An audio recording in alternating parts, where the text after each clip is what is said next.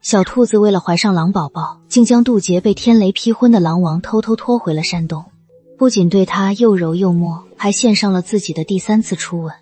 可当他吃干抹净后，却无情地抛下狼王，提起裤子光速跑路。而殊不知，整个过程狼王脑子都是清醒的，只是身体暂时无法动弹。恢复法力后，狼王当场就气疯了。我叫银月，是银月兔族300年来灵根最差的一只兔子。我们这一族血脉之力日益稀薄，再找不到强大的阳气注入，不出100年便会彻底沦为凡兽。族中长老卜了一卦，说唯有天狼血脉能救我全族。于是我将主意打到了狼王苍玄的身上。整个妖界都知道，狼王苍玄今日在不周山渡9重天雷劫，若能成功，便可晋升妖皇。我赌他失败，天雷滚滚，紫电穿云，我在100里之外都能感受到那股毁天灭地的力量。待雷云散去，我第一时间冲了过去。焦黑的巨坑中央，一头威风凛凛的银色巨狼，浑身是血。他渡劫失败了，我心中狂喜，费了9牛2虎之力，才将他巨大的狼身拖进我早就准备好的山洞。我看着他紧闭的双眼，长而卷的睫毛上还挂着血珠，心脏不争气的狂跳。这可是苍玄妖界的王，俊美无双，也冷酷无情。若在平时，我见了他都得绕道走，可现在我深吸一口气，为我全族的命运，也为我那点卑劣的私心。我伸出颤抖的手，抚上他线条流畅的肌肉，手感真好。我没忍住，又摸了2把，然后我化为人形，俯下身，对着他冰凉的薄唇献上了我的第3次初吻。一夜荒唐，天刚蒙蒙亮，我便感觉身下的狼王身体动了动，一股磅礴的妖力正在他体内苏醒。我吓得一个机灵，瞬间清醒，来不及回味，我胡乱穿上衣裤，看也不看他一眼，连滚带爬地冲出了山洞。跑，快跑！被他抓到，我会被撕成碎片的。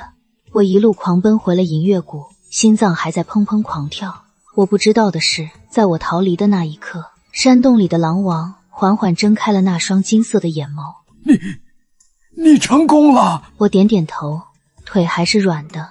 长老们喜极而泣，将我奉为全族的英雄，我却笑不出来。我总觉得有什么可怕的事情要发生了。果然，不出3日，一则消息如同飓风席卷了整个妖界。狼王苍玄悬赏3戒，捉拿一只胆大包天的兔子精，赏金是狼族的一座仙山，以及狼王本人的一个人情。整个妖界都疯了，无数妖魔鬼怪涌向不周山附近，掘地3尺的寻找那只兔子精。我躲在银月谷最深处的洞穴里，瑟瑟发抖。大长老安慰我道：月儿，你别怕，我们银月谷有上古禁制，只要我们不出去，谁也找不到这里。大爷爷说的对，只要我不出去，他就不会找到我。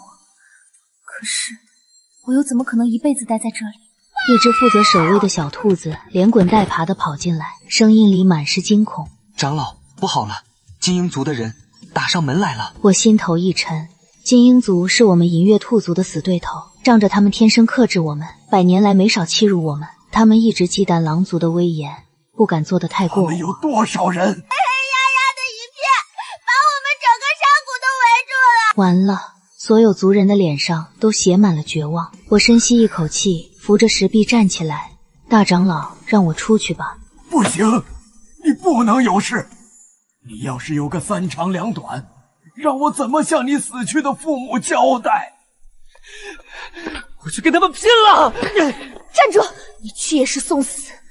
我惨然一笑，他们是冲着我来的，我去就回。我没说的是，我可能回不来了。我走出洞穴，看着谷外盘旋的无数金鹰，为首的正是金鹰族少主金耀。他看见我，眼中闪过一丝贪婪和得意。银月，好久不见，你倒是越发水灵了。我冷冷地看着他，你想做什么？金耀摊了摊手，就是想请你去狼王那里领个赏。金耀眼中寒光一闪，猛地朝我俯冲而来。金耀的速度极快，利爪在阳光下闪着寒光，直取我的天灵盖。我根本来不及躲闪，只能绝望地闭上眼睛。砰！一声巨响，预响中的疼痛没有传来，我睁开眼，只见哥哥银风挡在我面前，用他瘦弱的身体接下了金耀的致命一击，鲜血从他背后喷涌而出，染红了我的视线。我凄厉的尖叫，冲过去扶住他摇摇欲坠的身体。快！银风咳出一口血，虚弱的推开我，然后直挺挺的倒了下去。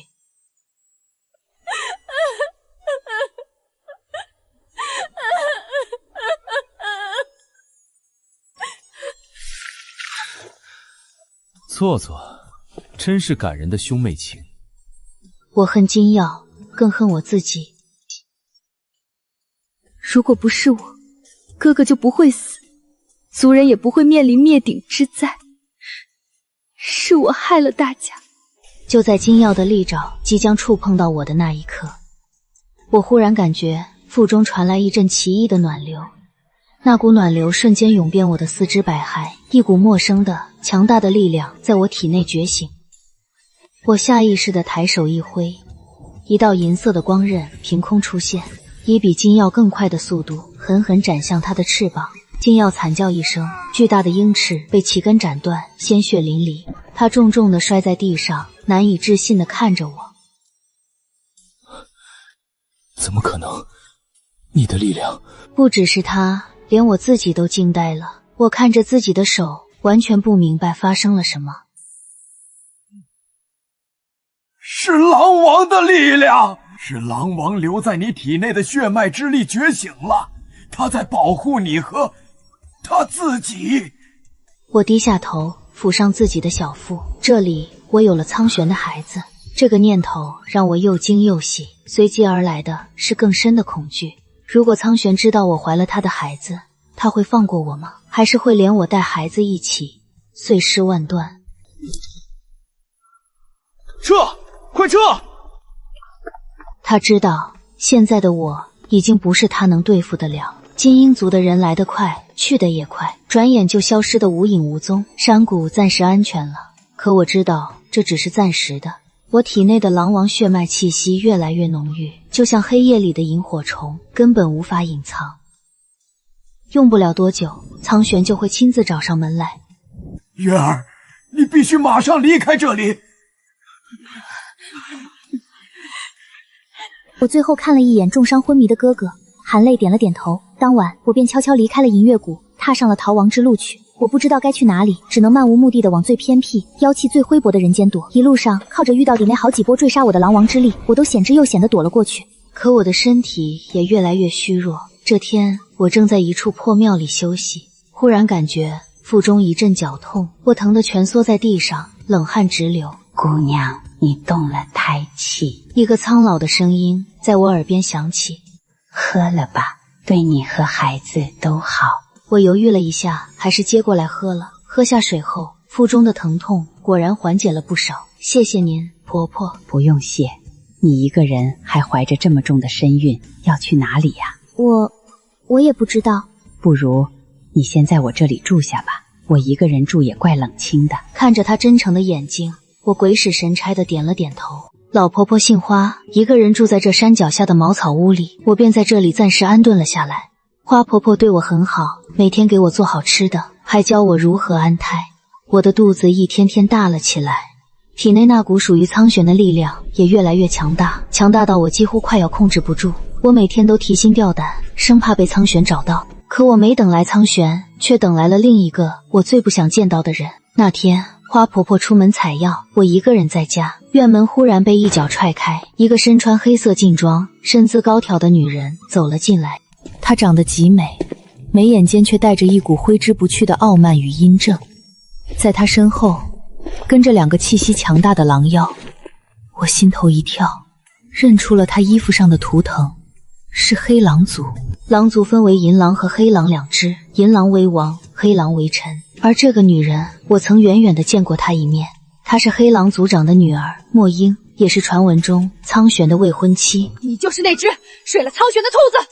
墨英走到我面前，居高临下地打量着我，眼神像在看一只待宰的高升。她的目光落在我高高隆起的腹部，眼神瞬间变得无比恶毒。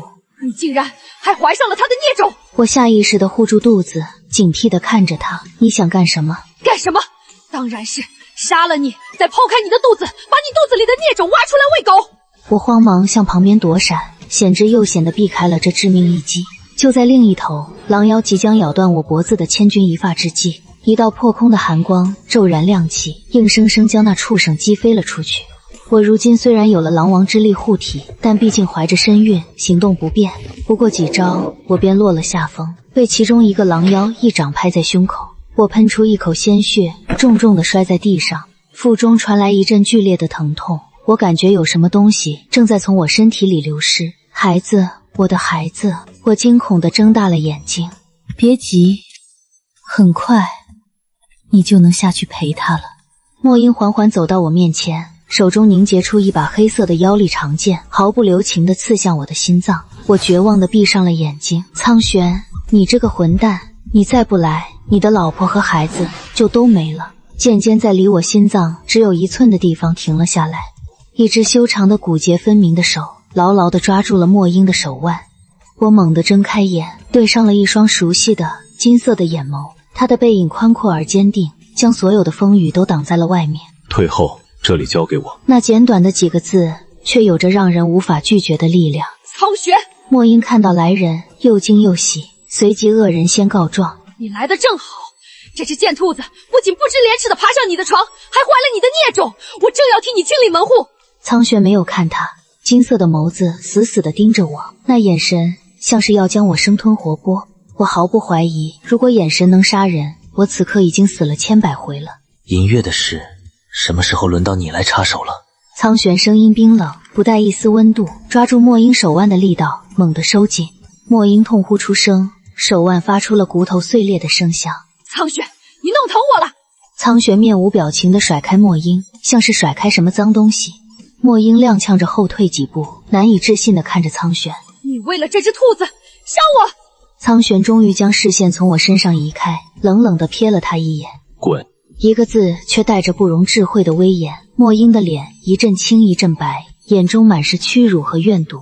他死死地瞪了我一眼，仿佛要将我碎尸万段。好，我滚！他咬着牙。苍玄，你会后悔的。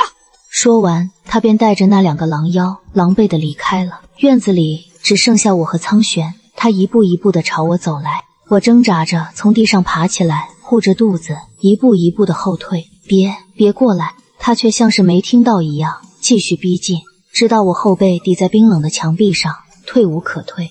他伸出手捏住我的下巴，强迫我抬起头与他对视。跑啊！怎么不跑了？我吓得浑身僵硬，一动也不敢动。你以为怀了我的孩子，我就不敢杀你了吗？他冰凉的手指缓缓抚上我高高隆起的腹部，我吓得魂飞魄散。不要，求求你，不要伤害我的孩子。你的孩子？他嗤笑一声，眼中满是嘲讽。没有我的允许，你也配生下我的孩子？他指尖妖力吞吐，我能感觉到腹中的小生命正在惊恐的颤抖，我的眼泪瞬间就下来了。我抓住他的手，祈求道：求求你，你想怎么对我都可以，杀了我，剐了我都行，只求你放过他，他还那么小。苍玄看着我泪流满面的样子，眼中闪过一丝动容，但很快又被冰冷的恨意取代。现在知道求我了，当初爬上我的床的时候，怎么没见你这么害怕？他甩开我的手，转身背对我。穿好你的衣服，跟我回狼王殿。他顿了顿，声音里带着一丝不易察的全疲惫。在孩子出生前，我不会动你。我被苍玄带回了狼王殿，名为带回，实为囚禁。我住进了狼王殿最华丽的偏殿，殿外有数十个狼妖守卫，日夜不停。我成了名副其实的金丝雀，除了没有自由，我的生活可以说是极尽奢华，每日都有最好的补品送来，有最专业的侍女照顾我的起居。苍玄似乎是铁了心要保住这个孩子，至于我，他再也没有来看过我，仿佛我只是一个无关紧要的孕育他子嗣的容器。这样也好，我宁愿他恨我怨我，也好过他对我生出什么不该有的感情。我们之间从一开始就是一场错误的交易。我唯一担心的是莫英，那个女人绝不会善罢甘休。果然，没过几天，她就来了。她带来了据说是安胎的补药，笑意盈盈地看着我。妹妹，之前是姐姐不对，不该对你动手。王上已经教训过我了，我今天是特地来给你赔罪的。他将那碗黑乎乎的药汁递到我面前，这是我亲自为你熬的，快趁热喝了吧。我看着那碗药，闻到了一股极淡的、几乎无法察觉的异香，是断魂草，一种能让腹中胎儿悄无声息枯萎的草药。我心中冷笑，面上却不动声色。多谢姐姐，只是我现在没什么胃口，不如先放着吧。莫英的脸色沉了下来。这怎么行？这可是我熬了3天3夜才熬好的，你必须喝了它。他说着便要强行把药往我嘴里灌，我早有防备，假装被他推倒，将那碗药尽数打翻在地，黑色的药汁洒在地上，发出滋滋的声响，腐蚀出了一个个小洞。莫英的脸色瞬间变得无比难看。就在这时，一个冰冷的声音在殿外响起：“你们在做什么？”是苍玄，他不知何时来了，正站在门口，面无表情地看着我们。莫英像是抓住了救命稻草，立刻扑到他脚边，哭得梨花带雨。王上，你可要为我做主啊！我好心好意给妹妹送安胎药，她不但不领情，还打翻了药碗，污蔑我药里有毒。苍玄的目光落在我身上，眼里看不出喜怒。我挺直背脊，不卑不亢地迎上苍玄的视线。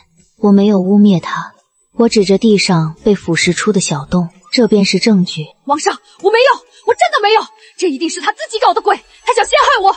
莫英抱着苍玄的腿，哭诉道：“我知道，你心里只有他，可你也不能这么偏袒他，我才是你明媒正娶的未婚妻啊！”苍玄皱了皱眉，眼中闪过一丝不耐。他一脚踢开莫英，走到我面前。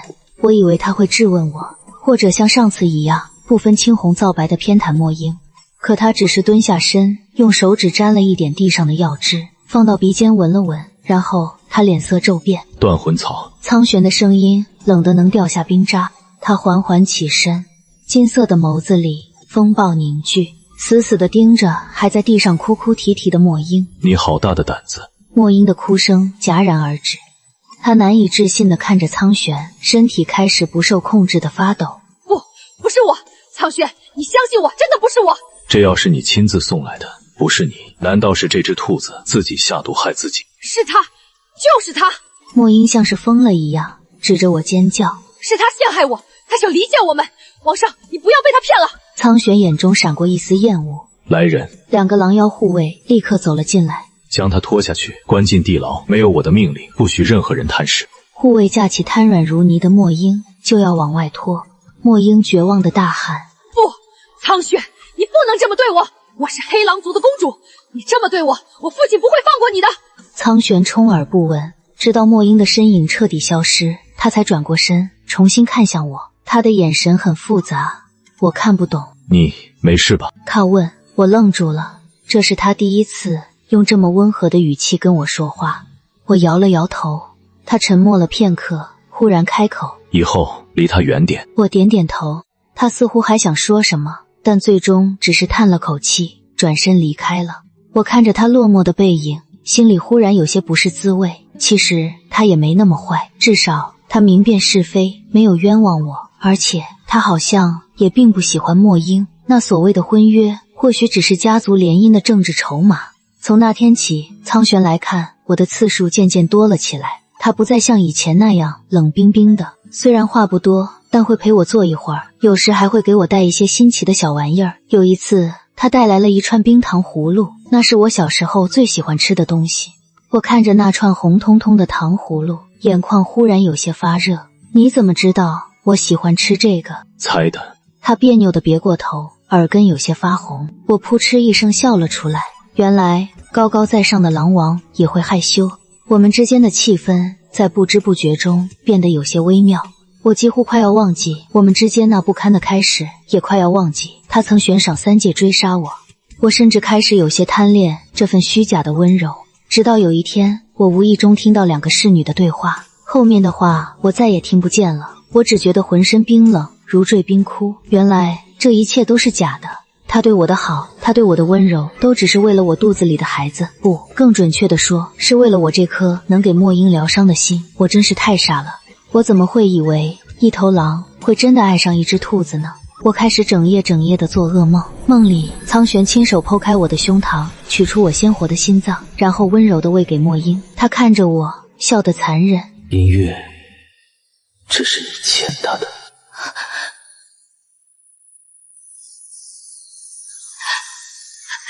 不要走！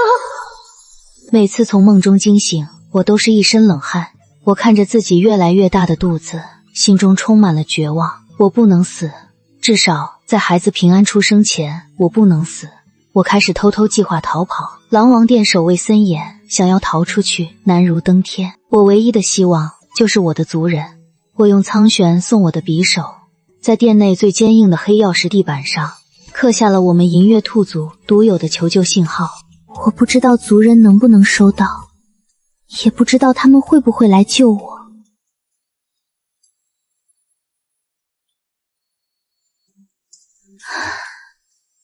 这大概是我最后的挣扎。做完这一切后，我开始假装什么都不知道，继续和苍玄虚与委蛇。他依然每天都来看我，对我温柔备至。可我看着他那张俊美的脸，只觉得无比恶心。我强忍着运气的不适和心中的恨意，对他笑，陪他说话。我甚至主动提出想去后山走走，那里是狼王殿防守最薄弱的地方。苍玄没有怀疑，欣然同意了。他陪着我在后山的林间小路上散步，月光下他的侧脸柔和的不可思议。他忽然停下脚步，从怀里取出一个东西递给我，那是一只用陵木雕刻的小兔子，憨态可掬，和我化为原形时一模一样。送给你。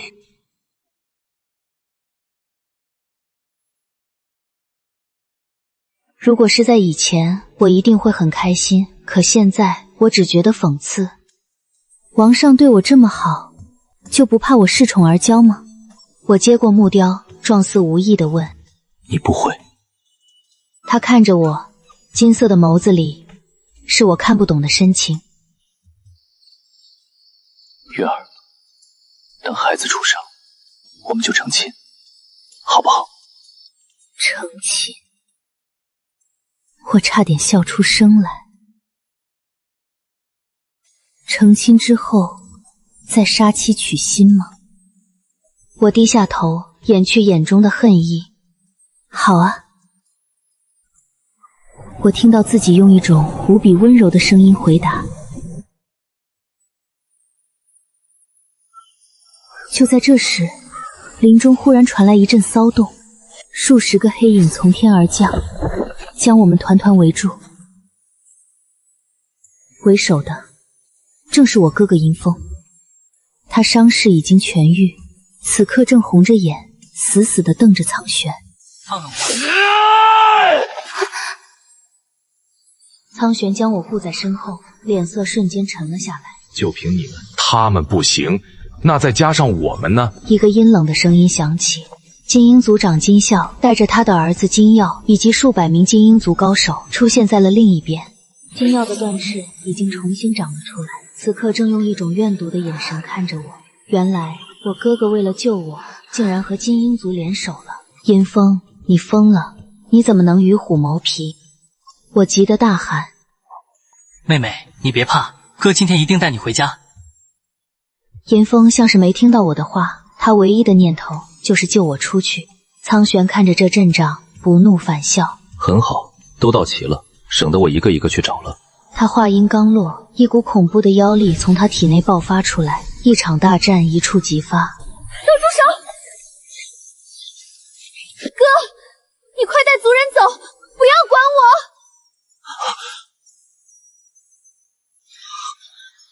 然后我又转向苍玄，哀求道：皇上，求求你放过他们吧，他们只是太担心我了，不是有意冒犯你的。妹妹，你让开！今天我一定要杀了这个负心汉！负心汉，月儿，你都跟他们说什么了？我百口莫辩。银月，你还跟他废话什么？他都要杀你娶亲了，你还护着他？金耀在一旁煽风点火。什么？银风听到这话，更是怒不可遏。苍玄，你敢！率先朝苍玄攻了过去，大战瞬间爆发。银月兔族虽然弱小，但胜在人多，且个个悍不畏死。精英族更是实力强悍，招招狠辣。苍玄虽然强大，但毕竟只有一个人。很快，他身上就添了好几道伤口。我看着他为了保护我，在人群中浴血奋战，心中五味杂陈。他明明是个骗子，是个要杀我取心的混蛋，可为什么在看到他受伤的时候，我的心会这么痛？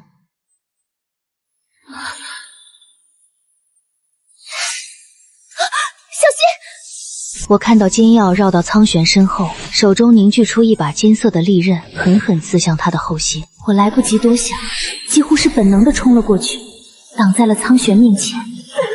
利刃穿透了我的身体，剧痛传来，我眼前一黑，失去了知觉。在我意识消失的最后一刻，我仿佛听到了苍玄撕心裂肺的怒吼。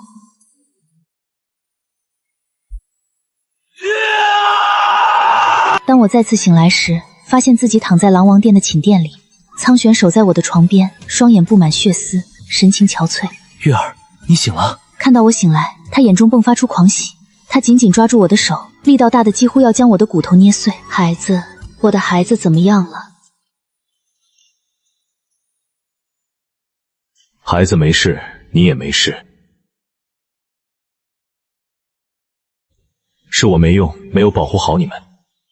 王上，戏演的差不多就行了，你不用再假惺惺的了，我都知道了。你知道什么了？我知道，你等我生下孩子就要取我的心头血。我的声音很平静，却像一把刀子狠狠地扎进了苍玄的心里。他脸色煞白，嘴唇翕动，却一个字也说不出来。我闭上眼睛，轻声道：“你走吧，我不想再看到你。”苍玄最终还是走了，带着一身的落寞。我躺在床上，抚摸着依旧平坦的小腹，那里面的小生命因为我受伤而变得有些虚弱。我的心也像被掏空了一块，原来真相是如此伤人。我以为他至少对我有一点点真心，哪怕只有一点点，没想到从头到尾都是我的一厢情愿。他对我所有的好，都只是为了我的这颗心。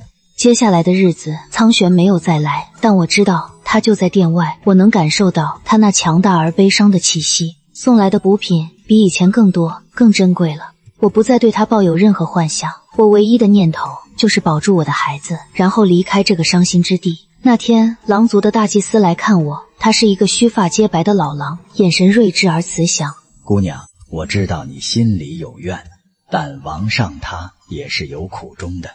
为了救自己的未婚妻，就要杀掉另一个为他怀着孩子的女人，这是什么苦衷？不，你误会了。王上要救的不是墨英公主，那是谁？是王上自己。王上渡劫失败，并非实力不济，而是遭人暗算。他在劫中了墨英公主下的食魂，这种火会慢慢侵蚀他的元神。我震惊地睁大了眼睛。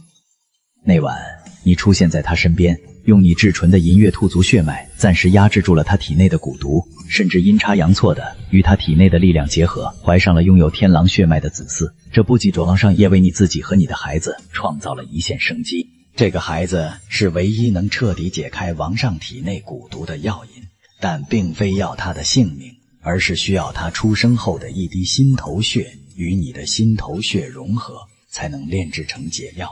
取心头血并不会要了你的命，只是会让你元气大伤，需要休养100年才能恢复。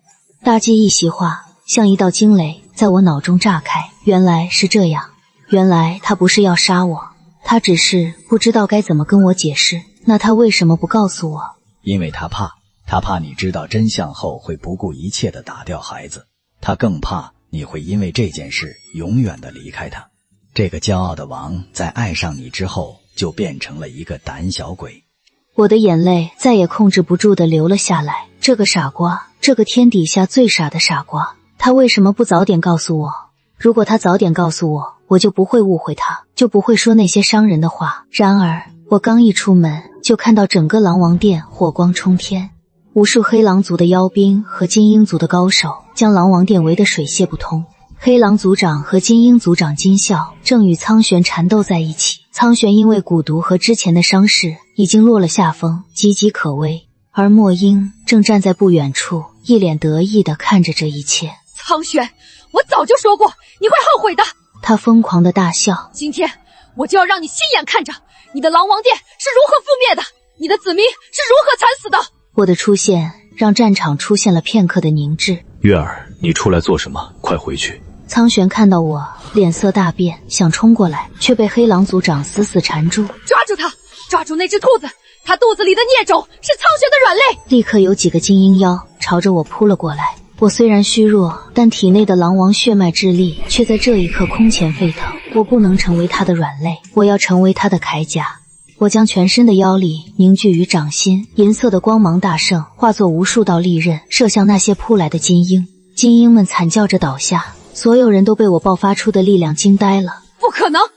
你的力量怎么会变得这么强？莫英难以置信地看着我，我冷冷地看着他，因为我肚子里怀的是狼王的孩子，他的力量远比你想象的更强大。我一步一步地走向战场中央，每走一步，我身上的气势就强盛一分。银色的长发无风自动，周身环绕着强大的妖力气旋。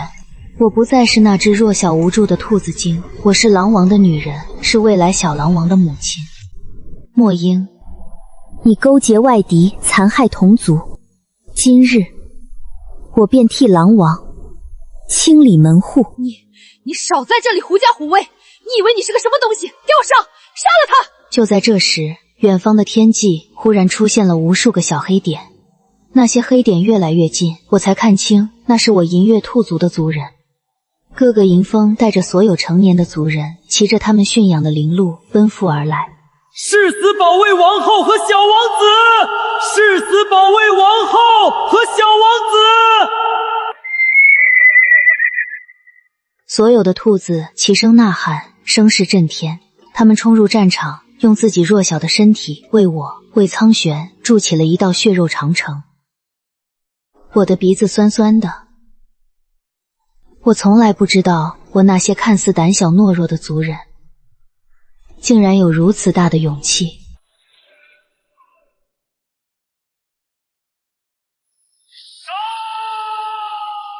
苍玄也因为我族人的到来而士气大振，他仰天长啸，化为巨大的银狼本体，与黑狼族长和金啸战作一团。我深吸一口气，将所有的力量都集中起来。我的目标只有一个，那就是莫英，擒贼先擒王。只要解决了他，这场叛乱就能结束。我身形一闪，瞬间出现在莫英面前。莫英大惊失色，想要后退，却已经来不及了。结束了。我掐住他的脖子，将他高高举起。放开我！莫英在我手中剧烈挣扎，脸上满是惊恐和不甘。你不能杀我！我是黑狼族的公主。哼，公主？一个背叛自己种族的公主，留着何用？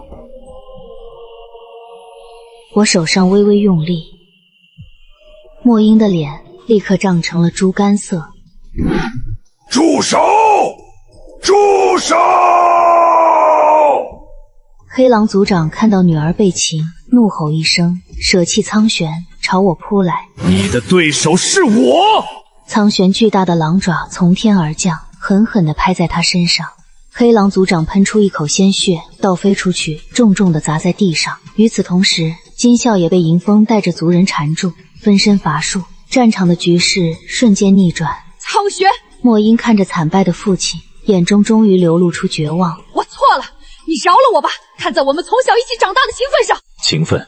苍玄化为人形，走到我身边，将我揽入怀中，金色的眸子里满是冰冷的杀意。在你给他下毒的时候，怎么没想过情分？在你派人追杀月儿，想要剖开他肚子的时候，怎么没想过情分？现在求饶，晚了。苍玄的声音不带一丝感情，他看向我，眼神却瞬间变得温柔。月儿，你想怎么处置他？我看着手中奄奄一息的莫英，心中没有半分怜悯。如果不是我命大，此刻我和我的孩子早已成了一具冰冷的尸体，废了他的修为，将他逐出妖界，永世不得踏入。我说，对于一个高傲的妖来说，这比杀了他还难受。好。苍玄点头，指尖弹出一道金光，没入莫英的丹田。莫英惨叫一声，浑身的妖力如同泄了气的皮球，瞬间消失得无影无踪。他成了一个废人。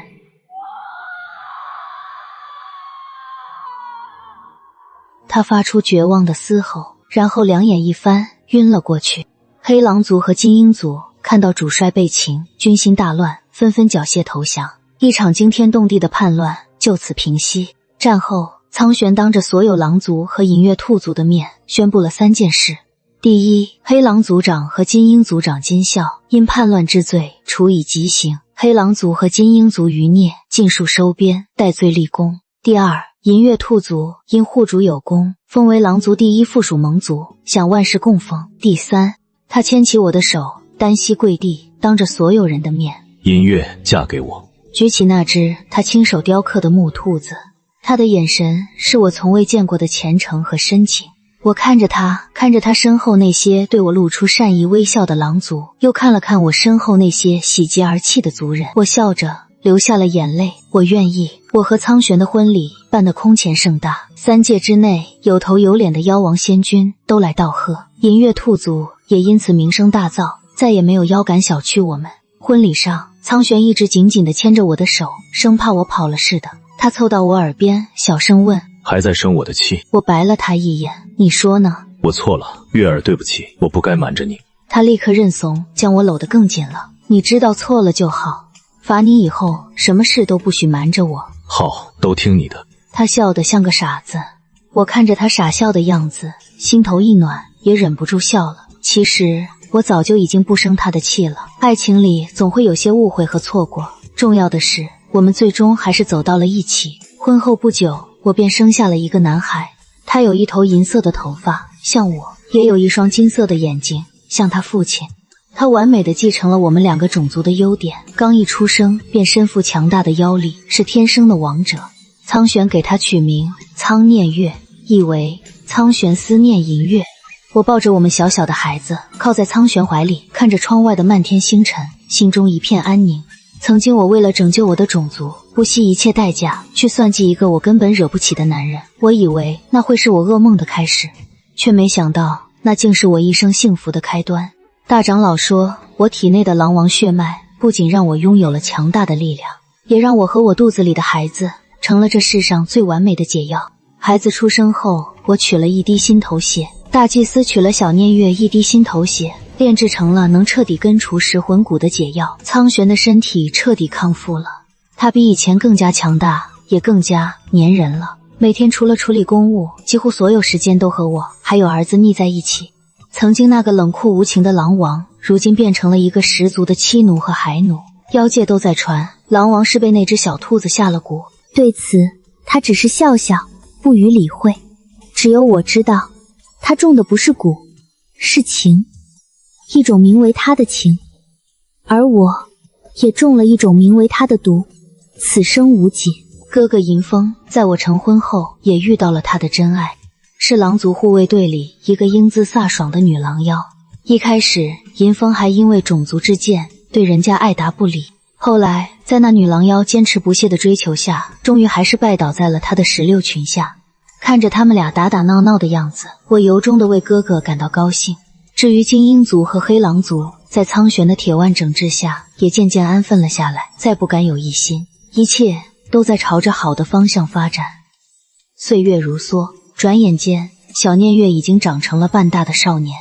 他继承了苍玄的俊美和我的聪慧，小小年纪便已是妖界闻名的天才。只是性子却不像我们俩，他既不像苍玄那样冷酷，也不像我这样偶尔跳脱。他性子温吞，最喜欢做的事就是抱着一本厚厚的书，在花园里一待就是一天。用苍玄的话说，就是一点狼性都没有。为此，苍玄没少操心。儿子，你能不能别整天看书了？走，爹带你去打猎。苍玄试图将小念月从书本里拉出来，小念月抬起头，用他那双酷似苍玄的金色眸子淡淡地瞥了他一眼。不去打打杀杀的，多没意思。说完又低下头继续看他的书。苍玄碰了一鼻子灰，气得吹胡子瞪眼。你看看他，这哪像我儿子，简直就是一只书呆子兔。好了，儿子喜欢看书有什么不好的？说明他像我爱学习。他那是爱学习吗？他那是懒。苍玄恨铁不成钢。我狼族的王怎么能是一个手无缚鸡之力的书生？谁说我手无缚鸡之力了？小念月不知何时放下了书，站了起来。